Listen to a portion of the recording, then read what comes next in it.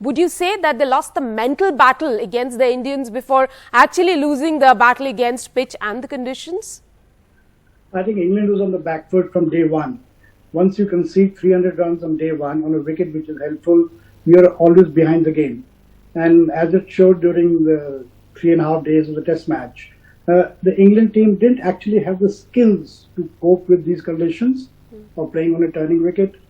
The batsman, Virat made a very pertinent point in his post-game interview that the batsmen had to trust their defence on a wicket like this. And we didn't see that happening with the English batting. And because of not being able to trust their defence, they were playing desperate shots. Also, I think, compared to Ashwin and Akshar Patel, the bowlers were not as threatening. So once you have 300 on day one, and then you're trying to catch up. And as it transpired, England barely made 300 runs in 2 innings, and a match got over midway through the 4th day. Anis, do you expect a turnaround for England in Ahmedabad, the first test in Ahmedabad, which is also going to be a day-night affair? Could they come back after having lost by this massive margin? Definitely, Rika. Why not?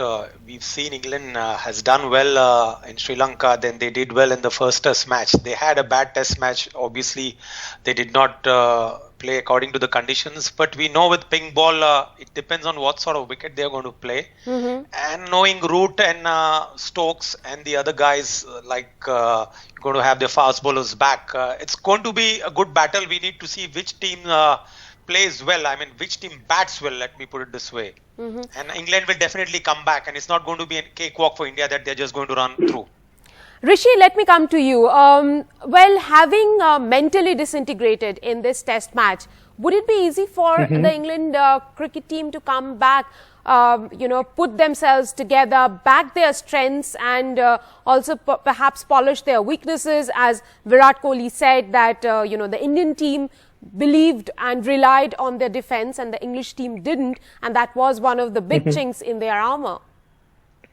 Well, Rika, when we talk about the Ahmedabad Test match, the first Test match there, it's going to be a pink ball Test match, and with the bowling attack that England has, James Anderson coming in, we believe Stuart Broad will be continuing in the pace department.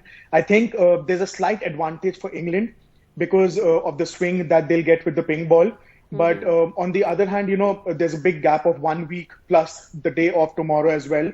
So both the teams will have enough time to regroup and group their strategies according to the playing condition. But like I said, there's a slight advantage for England in the next test. If we could, somehow manage to win the next test, I think the 4th test would be, in our bag. So yeah, advantage England in the 3rd test slightly.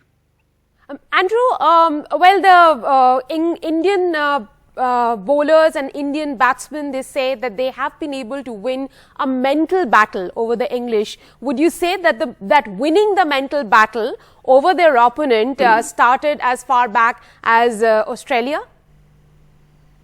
Yeah, I think in terms of, as I said, a lot of their mentality comes from within, and yeah, as you said, they had their own crumbling in Adelaide, and they've learned over the following test to really build. And they came in, with the ability to overcome a lost last test and really to regroup. That's, as you said, England played really well in Sri Lanka, but they haven't had this adversity for a while, whereas India have. And I think that's created a stronger mentality that, yes, will carry them very well into the next 2 tests.